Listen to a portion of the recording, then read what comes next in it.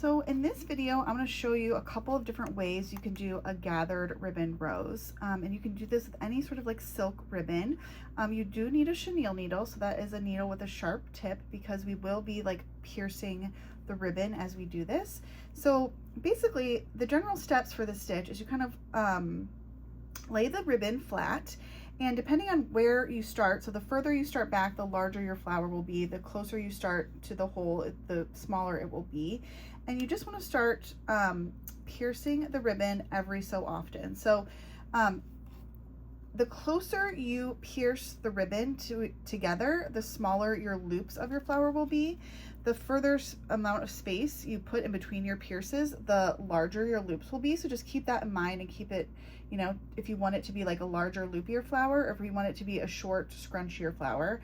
Typically when I do this, I want it to be a shorter sort of, I'll call it scrunchier flower. So I'll kind of do them pretty close together. Then you want to put your needle back down in the hole or a hole right next door. And I kind of like am careful to do this because I'll like hold my little loops and pull my loops through just like that. And that's ultimately how you do the gathered ribbon rose.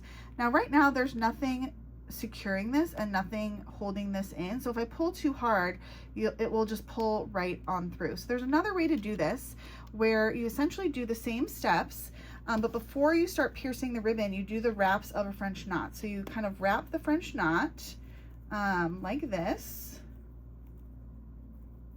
and then do your sort of running gathering stitch just the same way. So I'm going to kind of go through the loops of this ribbon. I'm sorry, make loops by piercing the ribbon by doing almost like a running or a gathering stitch. And normally in a French knot, you want to hold those wraps really tight. With this ribbon, I found that you don't want your to be really tight on those wraps because it becomes really hard to pull your ribbon through to make that knot. But that's a way to secure it with a French knot, and that way your little gathered ribbon rose is nice and secure and won't pull through. But as you can see, I did this one first and then this one, and once I've done my second one, my first one is pretty secure.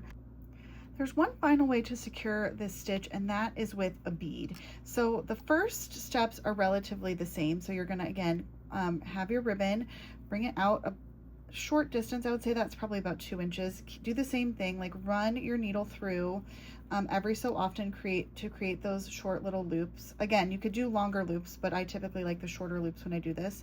And you're gonna go down either in the same hole or a hole next door.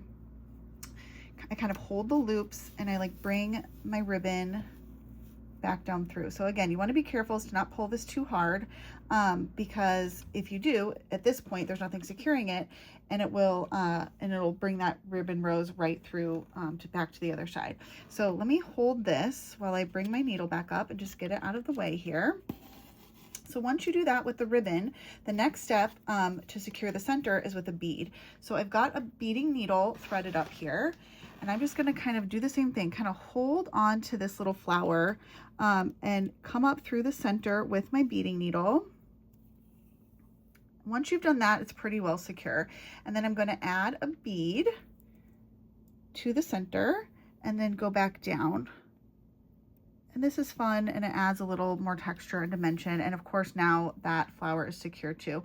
You can kind of twist and curl these so that the loops come like a little bit more open. Obviously this one I did a little shorter loops, they're more compact, but this is a really fun one. I oftentimes will like mix French knots in with this one too, but it's another fun way to do a little ribbon stitch.